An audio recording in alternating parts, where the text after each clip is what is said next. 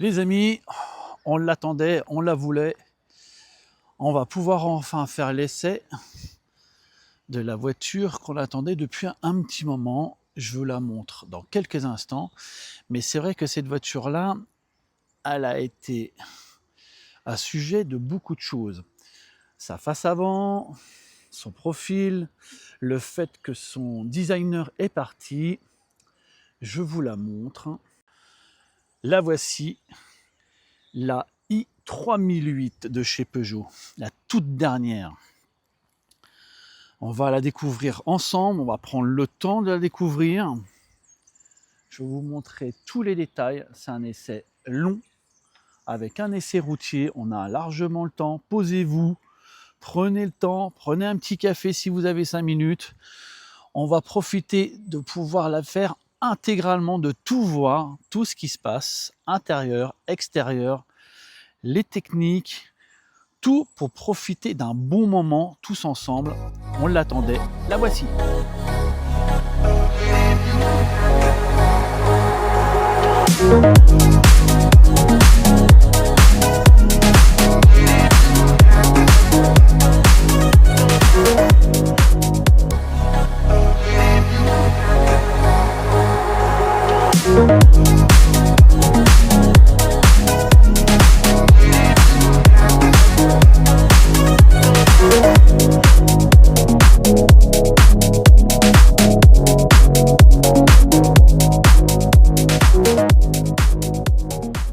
Les amis, on va parler déjà technique.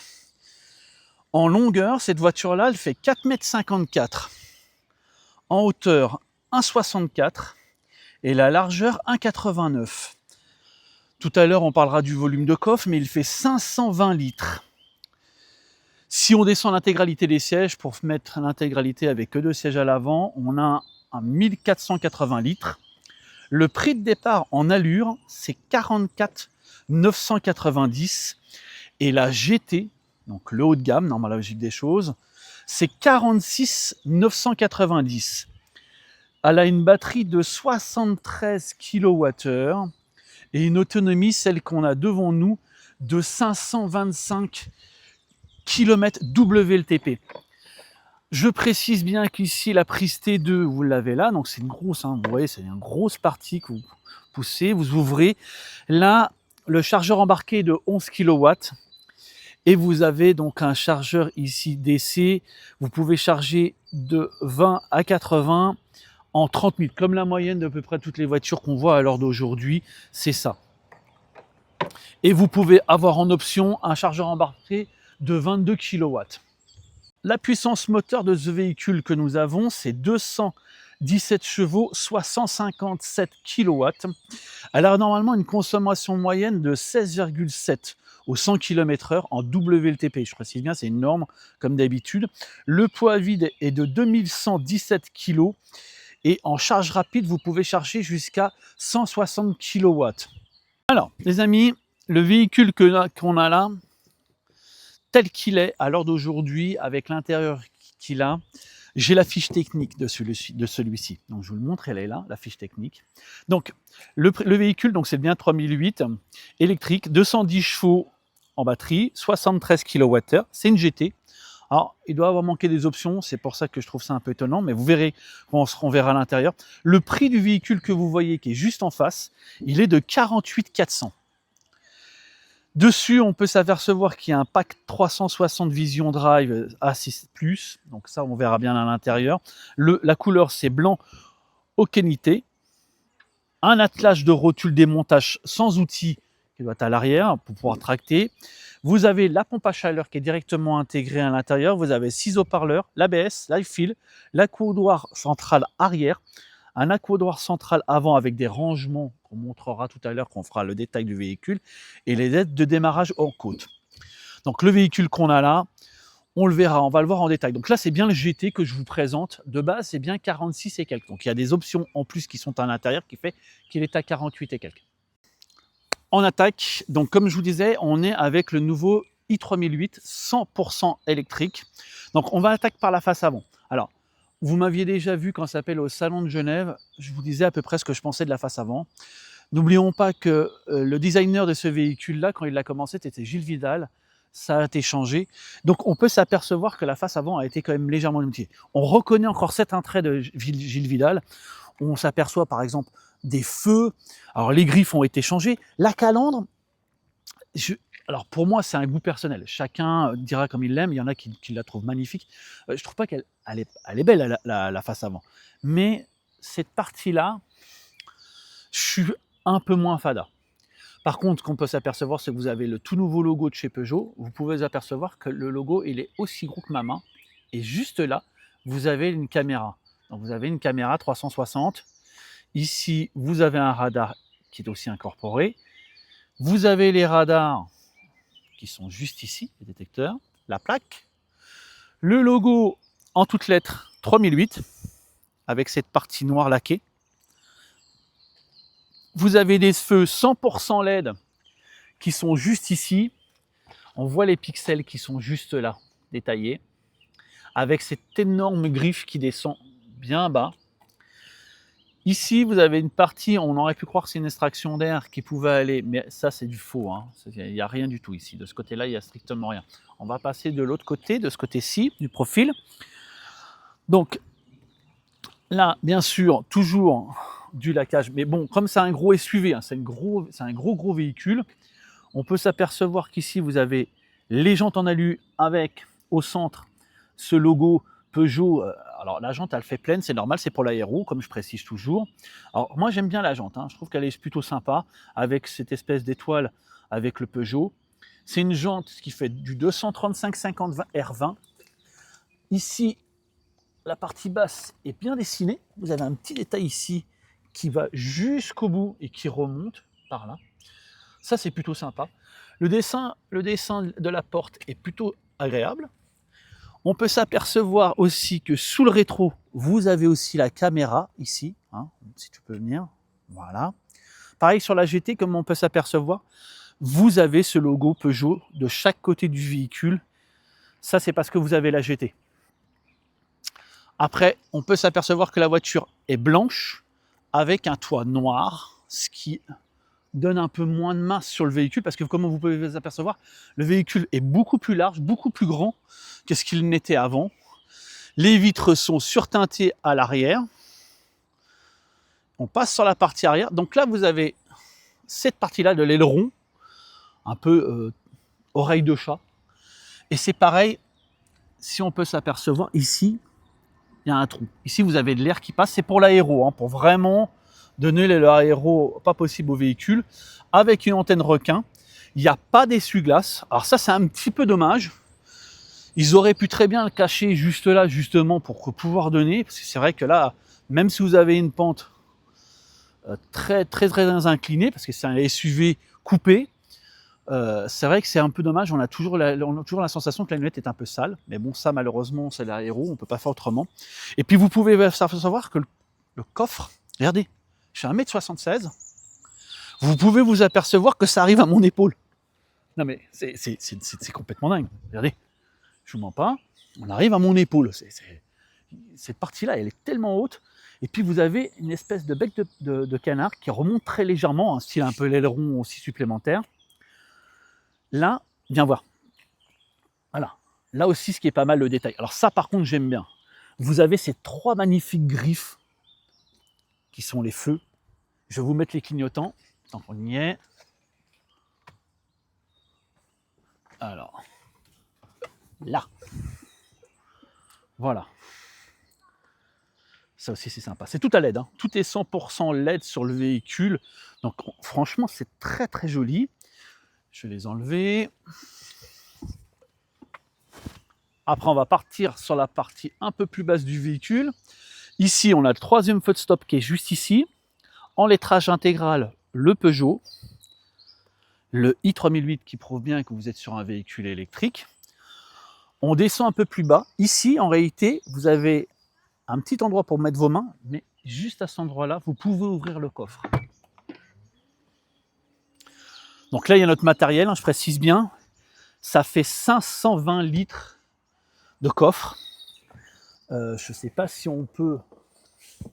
Alors, bien sûr, on doit avoir un petit emplacement. Voilà, vous avez encore un emplacement ici pour mettre un peu plus vos câbles.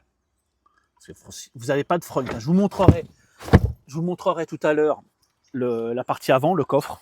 Enfin, mais non, il n'y a pas de coffre, mais je vous montrerai le bloc moteur. Vous n'avez pas de frunk.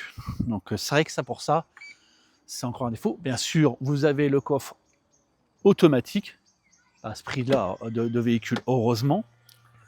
On descend un peu plus bas. Vous avez ici la caméra de recul, la plaque, les catadiotes, et vous avez tout ce qui est feu de recul ici, de chaque côté, avec les radars de recul. Et puis voilà.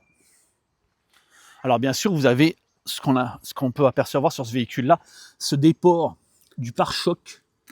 Si on regarde bien sur le profil, si tu peux montrer sur le profil, ici, bien seulement de ce côté-là. Si tu peux montrer, regarde, il sort complètement de la voiture. Tu as l'impression d'avoir une grosse partie qui sort, comme ça, ici. Ce gros pare-choc. Alors ça, vous pouvez vous apercevoir, c'est du noir laqué. J'aurais peut-être pas mis en noir laqué. J'aurais peut-être mis dans une autre couleur. Mais sinon, le véhicule par lui-même, il est imposant. On peut dire ce qu'on veut. Hein. Il est vraiment imposant. C'est un gros véhicule. Maintenant, on va voir ce qui se passe à l'intérieur pour voir vraiment si on a de l'espace. Encore un petit détail tant qu'on est là. Vous pouvez vous apercevoir de la descente, de la chute du pavillon ici, complète, qui descend. Alors, vous avez une partie haute et la partie basse avec cette énorme vitre. Ici, vous avez normalement un petit custom. On verra si on a la bonne visibilité à l'intérieur aussi. Et maintenant, on va passer sur la partie intérieure du véhicule. On attaque sur la partie porte avant déjà, puis après on attaquera sur la partie arrière. Donc l'un contre-porte. Alors là, vous ne faites pas attention, il y a ma caméra pour qu'on filme à l'intégralité en roulage. Une petite enceinte là, une enceinte ici. Là, ici, vous avez un détail un peu style aluminium. Et normalement, ici, vous avez un éclairage de jour qui se met ici, qui suit. D'abord, on le voit l'éclairage, vous l'avez là. Je ne sais pas si tu peux le montrer. Ici, le bandeau de LED, il est là. Et il suit l'intégralité de ce côté-ci pour remonter. Vous avez un éclairage qui suit l'intégralité du tableau de bord. Après, vous avez bien sûr de quoi poser votre coude, qui est bien motelné. On peut s'apercevoir. Du tissu. Ça, c'est pas mal, le tissu. Je trouve que c'est plutôt sympa. Vous avez de quoi descendre les vitres avant-arrière. Là, les rétros et la fermeture centralisée. Et ça, c'est pour les vitres à l'arrière, pour que les enfants puissent vous l'ouvrir. Ici, vous pouvez vous apercevoir, vous avez de la feutrine. Donc, vous pouvez mettre une bonne bouteille à l'intérieur. Quelques plastiques, je dirais, encore un petit peu basiques. On est sur la GT, mais on peut s'apercevoir que vous n'avez pas les sièges électriques. Je ne sais pas si c'est une option, par contre, à mon avis, oui. Mais sur celle-ci, vous n'avez pas les sièges électriques et à mémoire. Ça, c'est un petit peu dommage. Velours, du cuir.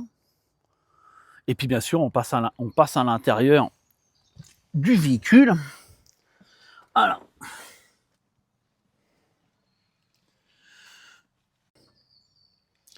Je vous montre le véhicule tel qu'il est. Donc là, le petit volant, ici, avec deux méplats, une partie basse, une partie haut, avec marqué GT dessus.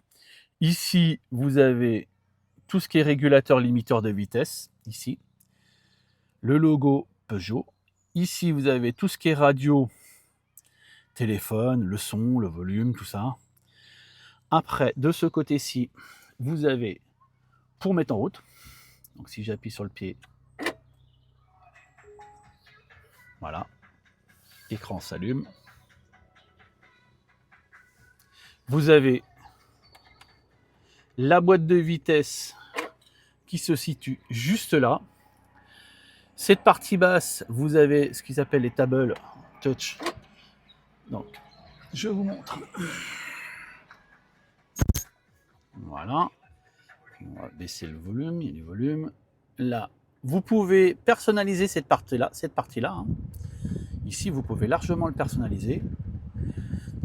Là, c'est pareil, ça réagit plutôt pas mal. On va monter un clean. Voilà. C'est plutôt... je dirais que ça marche plutôt bien. C'est plutôt fluide. Voilà, moi je vais vous montrer comme ceci. Là, c'est fluide. Si ça veut bien. Voilà. Après, alors, comme je vous expliquais sur cette partie-là, donc vous avez aussi tout ce qui est application que vous voyez ici. Donc là, vous avez toute la navigation, tout ce qui est ici, ça fonctionne. Franchement, ça fonctionne bien. Donc je vous disais, vous avez aussi les sièges chauffants qui sont juste là. Et après, vous pouvez appuyer sur les boutons. Comme je vous dis, ça fonctionne, c'est plutôt très réactif, hein. On n'a pas de problème. Il marche plutôt bien. Bien sûr, vous avez à l'intérieur, pour pouvoir savoir où est-ce que vous allez vous charger, si en cas où, un planificateur, bien sûr, vous avez tout ça dans ce véhicule. Je vous le montre dans quelques instants. Si on passe de ce côté-ci, en bas, là, ici, vous avez un chargeur à induction qui est juste là. Quand vous mettez votre téléphone, vous avez une petite lumière verte qui s'allume.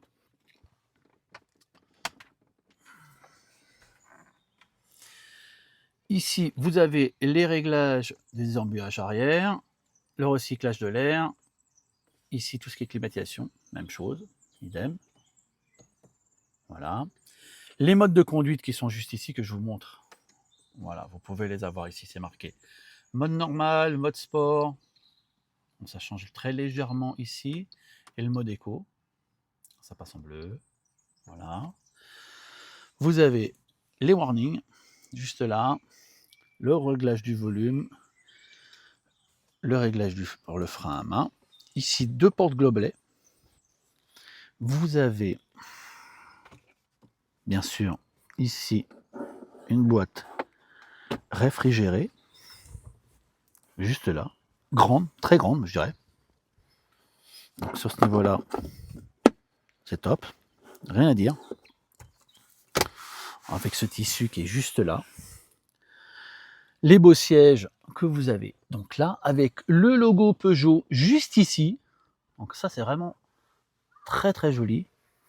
Je dis, les sièges sont vraiment sympas, hein. Franchement, il n'y a rien à dire. Après, une boîte à gants juste là, avec de la feutrine. Je passe. Alors, je dirais qu'il n'est pas très très grand, mais bon, ça suffit pour mettre ses papiers administratifs. Après, vous avez encore un rangement qui est juste là, juste ici. Si vous cliquez comme ceci, vous avez encore 2 prises pour vos téléphones, juste là. Et vous avez une prise 12 volts juste ici. Voilà. Et après, vous refermez délicatement cette partie-là, comme ceci. Voilà. On va passer aux places arrière pour voir la suite, mais comme je vous disais, cette partie-là du tableau de bord est bien moussée. Ici, on voit bien.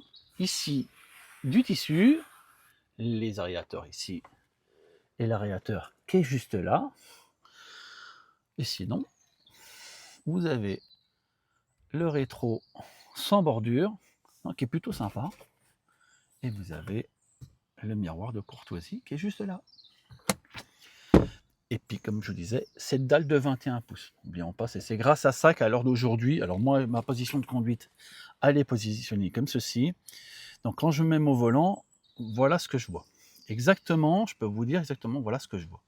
Donc, la seule petit défaut que je dirais, c'est que, alors ça c'est bien, c'est flottant, ils auraient peut-être presque dû la monter un tout petit peu, ça aurait été sympa. Alors, on passe sur la partie arrière. Donc, même chose, là, par contre, là, c'est plus du tout molletonné. Là, on s'aperçoit que c'est que du plastique dur. Bah, il y a toujours le tissu, la petite poignée, là pour baisser les vitres teintées, je précise bien, on y est presque, hein. On y est presque intégralement. Attends, bouge pas, je vais regarder. Attention à toi. Ah, si je fais ça, ouais. On pourrait presque mettre intégralement son poignet, c'est plutôt sympa. Vitre teintée, bien sûr, je précise bien. Sur la partie basse, ici, c'est molletonné. On peut le voir, c'est molletonné. Vous avez une petite pièce en aluminium, la poignée. Là, vous n'avez pas de feutrine, donc c'est un petit peu de plastique dur, une enceinte, bien sûr. Là, vous pourrez mettre une petite bouteille ici, directement, sur cette partie-là. Donc maintenant, on monte à l'intérieur. Tu passes de l'autre côté. On ne change pas. Je fais toujours 1m76. Donc le siège est réglé pour moi. Donc là, il y a de l'espace. On a quand même de l'espace, on peut quand même le dire. Un petit endroit pour pouvoir poser vos petits papiers, comme une poche aumônière. Je peux passer correctement mes pieds en dessous le siège sans aucun problème. Ça, c'est plutôt agréable. Sur ce niveau-là, c'est bien. 2 buses d'aération, juste derrière, comme on peut voir, juste ici. Par contre, on peut s'apercevoir que, alors c'est un tout petit peu plus bas, je ne sais pas si on peut le montrer, juste là. Alors, vous avez une prise 12 volts et vous avez 2 prises derrière, intégrées, pour que vos passagers puissent profiter aussi de brancher leurs appareils ainsi que leur téléphone.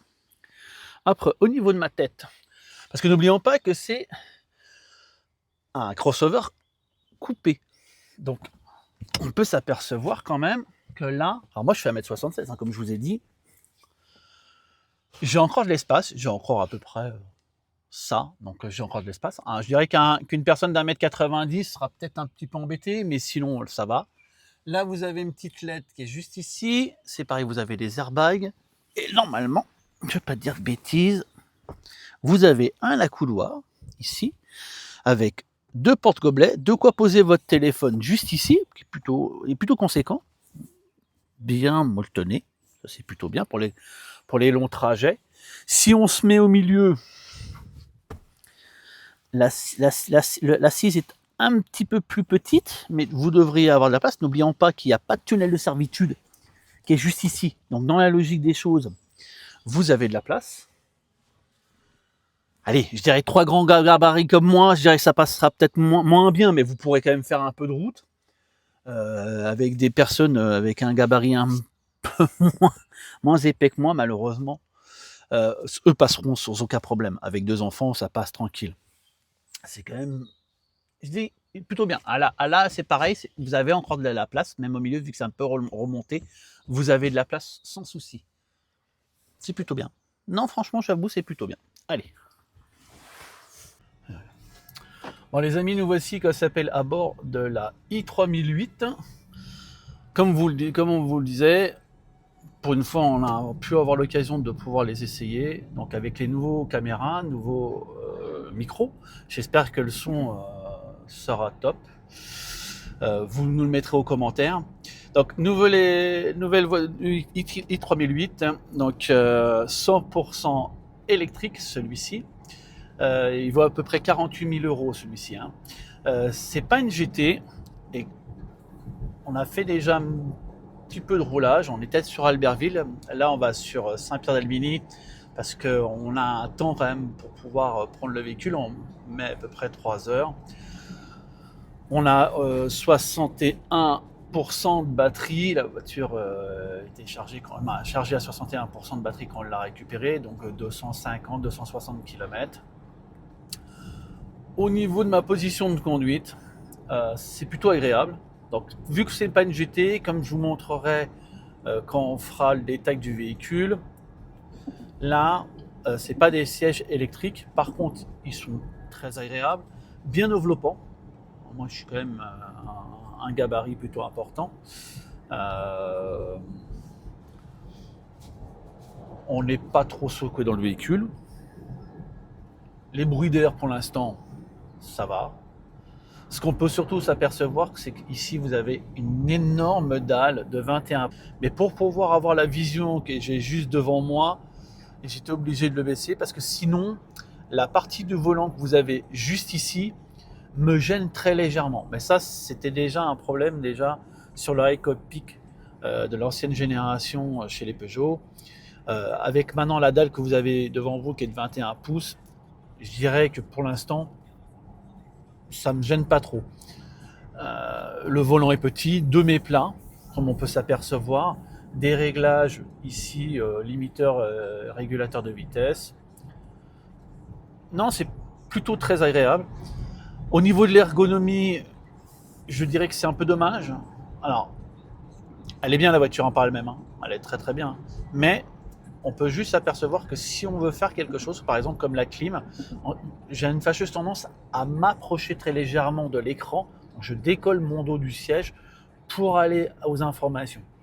Ça, c'est juste un petit peu dommage.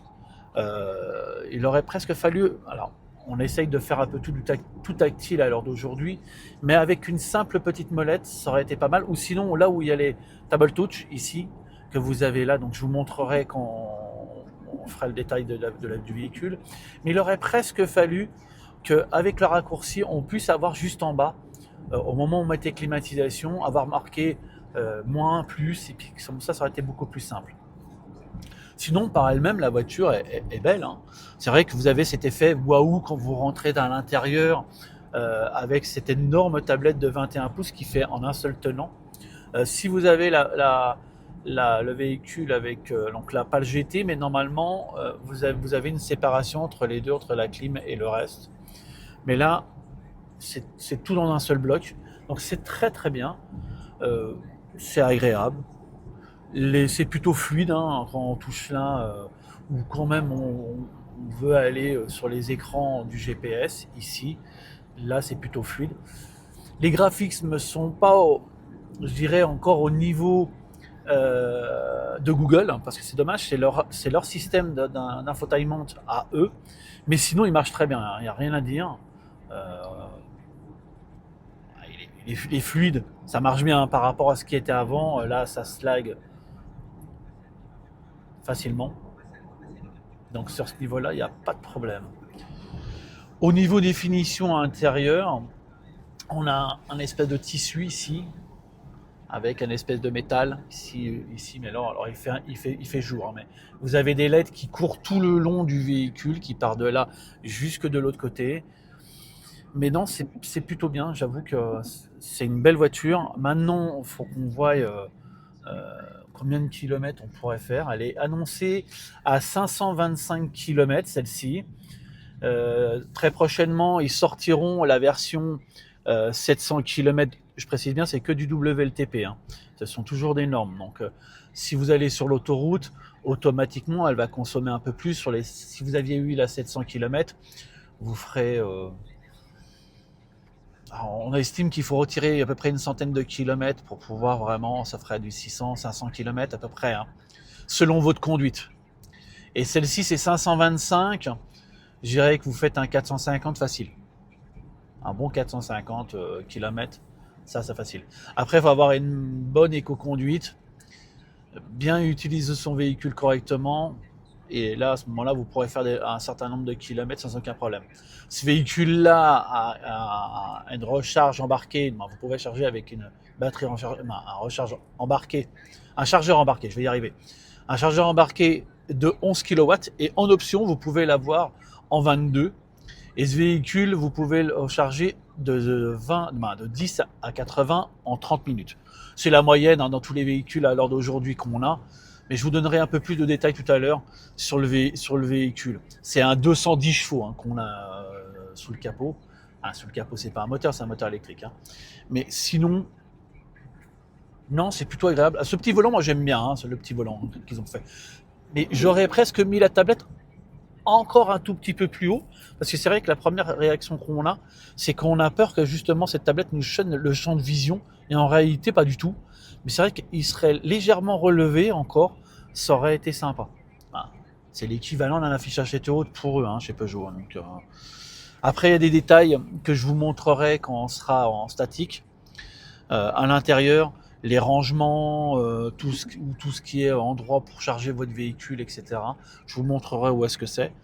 Mais sinon, par lui-même, le véhicule est très bien fini. Hein. Il n'y a rien à dire. Maintenant, on sait que quand ça s'appelle chez Peugeot, c'est une vente qui marche très bien. L'ancien 3008 a cartonné. Hein. C'était la meilleure vente qu'ils avaient. Hein. C'était le véhicule qui a été le plus vendu chez eux. Celui-ci, je vois pas pourquoi il fonctionnerait pas. Après, le style a totalement changé. Donc, c'est ce qu'on verra quand on sera à l'arrêt. Vous avez les palettes et vous avez juste ici, à cet endroit-là, vous avez des petites flèches qui vous montrent justement votre récupération d'énergie, le mode que vous pouvez le mettre au maximum. Donc là, je l'ai mis au maximum de récupération. Et là, on s'aperçoit que quand on l'utilise, euh, vous n'allez pas au zéro absolu. Vous avez quand même encore du rampage. Là, on n'a pas fait des tonnes et des tonnes de kilomètres. Hein, donc, avec le temps, mais La voiture réagit bien, elle accélère correctement. Là, je suis en mode c'est normal. Là, vous avez le mode sport, d'accélération, voilà. Pas besoin d'accélérer très très fort, hein, la voiture. Tous les bip bip que vous entendez, c'est le fait que je dépasse la limitation de vitesse. Si je touche la ligne, le volant va vibrer. Ça, ce sont toutes les sécurités passives qui existent à l'intérieur. Hein, bien sûr. Les feux automatiques, les essuie-glaces automatiques, ça, tout ça, vous les avez à l'intérieur. C'est compris bah, pour le prix que vaut le véhicule que là, à l'heure d'aujourd'hui, on essaye. Voilà. Là, si je touche légèrement, la voiture veut revenir de ce côté-ci. Là, vous avez donc les régulateurs de vitesse. Puis ici, bien sûr, on va mettre ceci. Normalement, si je lâche le volant, la voiture est censée, je tiens à préciser, censée tenir dans la ligne. Oh, je mets mes mains, hein, je tiens à préciser. Je le tiens, bien sûr, logique. Si on appuie sur le bouton qui est juste ici, tout se lâche. Vous pouvez le remettre automatiquement. Voilà. Là. Vous avez ce dessin qui est juste là. Si, donc là, il n'est pas les lignes, mais là, voilà, vous avez les dessins. Normalement, ça lit les lignes. Et normalement, alors, faut lâcher pas les volants, hein. Vous lâchez pas le cours. C'est plus pour faire ça sur autoroute. Mais normalement, la voiture arrive à tenir sur ces lignes. Elle le lit. Vous avez quand même tout ce qu'il faut, là, pour pouvoir se permettre. La voiture, on l'a essayé sur une 2x2 voies. Elle le fait parfaitement. Le régulateur est adaptatif, bien sûr. Si une voiture est devant vous, la voiture va s'adapter à la distance de sécurité qu'il faut pour que vous n'ayez pas de problème avec. Et puis, du moment où la voiture va de nouveau accélérer, la voiture accélérera aussi. N'oublions pas que dans ce système-là, la voiture lit les panneaux. Hein. Elle ne freine pas automatiquement. Par contre, c'est ce que je me suis aperçu. C'est que, imaginons que vous passez de 80 à 50, la voiture ne freinera pas par elle-même.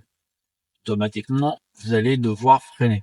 C'est peut-être encore une option supplémentaire sur le véhicule. Je n'en sais rien du tout. En tout cas, tout ce que je sais, c'est que c'est un bel essai.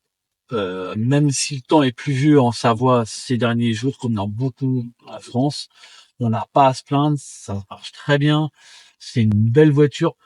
Euh, la seule petite chose que j'ai trouvé assez étonnante, c'est la grandeur de la voiture. On a une grosse voiture de plus que 4,50 m que vous avez. Par contre, à l'arrière, on a l'impression d'avoir un petit peu moins de place. À mon avis, ils ont privilégié l'espace du coffre. Vous avez plus de 520 litres de coffre. À mon avis, c'est surtout ça qu'ils ont privilégié pour à la place qu'on s'appelle du comment dire ça.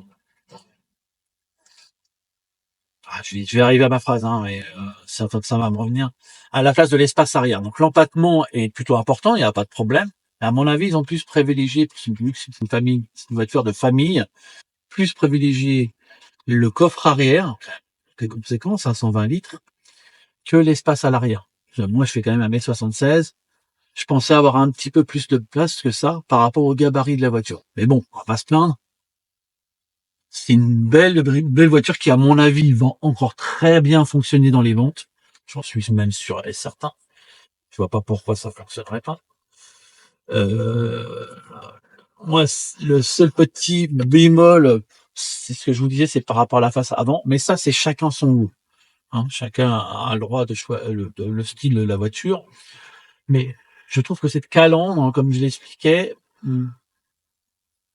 est un peu grosse, quoi, et ça fait un peu, ouais, il y a beaucoup de détails qui rentrent à l'intérieur au niveau de l'œil.